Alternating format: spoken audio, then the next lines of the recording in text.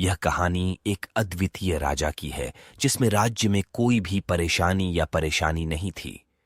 सभी लोगों को राजा से बहुत खुशी हुई और ऊपर वाले को धन्यवाद। एक दिन राजा अपने महल के संस्थापकों में अपने पूर्वजों की लागी तस्वीर को देख रहे थे और सोच रहे थे कि मेरे प्यारे शूरवीर थे, उनके आकर्षक शूरवीर थे। हमें 3 शूरवीर खानदान में जन्म लेने का अवसर मिला, यह ऊपर वाले का धन्यवाद है। राजा ने सभी चित्र को देखते हुए आखिरी चित्र तक पहुंचा और फिर उस खाली जगह को देखा तो वह चिंता में पड़ीडीडेच गया, क्योंकि उसे मालूम था कि अब यहां जो तस्वीर लगेगी वह उसी की लगेगी।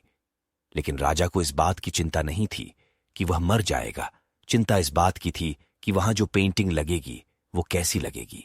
राजा का एक आंख और एक पैर न होने की वजह से वह चिंता में पीडीडीच गया और सोचने लगा कि इस गलियारे में इतने शानदार पेंटिंग लगी है, लेकिन मेरी एक आंख और एक पैर न होने की वजह से मेरी ही तस्वीर सबसे खराब लगेगी और सबसे भद्दी दिखेगी। राजा ने सोचा कि मेरे मरने के बाद पता नहीं कैसी पेंटिंग बनेगी, और क्यों ना मैं अपने जीते जी ही एक शानदार पेंटिंग बनवाऊं, ताकि मुझे ये सुकून मिल जाए कि मेरी यहां अच्छी पेंटिंग लगेगी। अब उस राज्य में ऐलान करवा दिया गया और सभी पेंटर्स को बुलाया गया और कहा गया कि जो भी पेंटर राजा का शानदार पेंटिंग बनाएगा उसे शानदार इनाम मिलेगा। अब सभी पेंटर राज्य में आए और उन पेंटर को पता था कि अगर शानदार पेंटिंग बनेगा तो शानदार इनाम तो मिलेगा, लेकिन जिस राजा का एक आंख नहीं है, एक पैर नहीं है, उसका शानदार पेंटिंग कैसे बनेगा। पेंटर सोच रहे थे कि इनाम का तो पता नहीं, लेकिन अगर शानदार पेंटिंग नहीं, बानी और राजा गुस्सा हो गया तो सजा मिलेगी, इसीलिए बड़े बड़े चित्रकार भी आगे नहीं आए।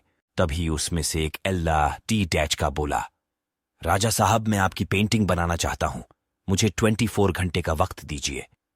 अब सभी बाढ़े पेंटर हैरान हो गए कि ये लड़का का क्या पेंटिंग बनाएगा, और अगर राजा को पेंटिंग पसंद नहीं आई तो इसे सजा जरूर मिलेगी। राजा बोला, ठीक है, आप बना करके आइए। अगले दिन वह बॉय पिक्चर लेकर आया था और दरबार पूरी तरह से भर गया था।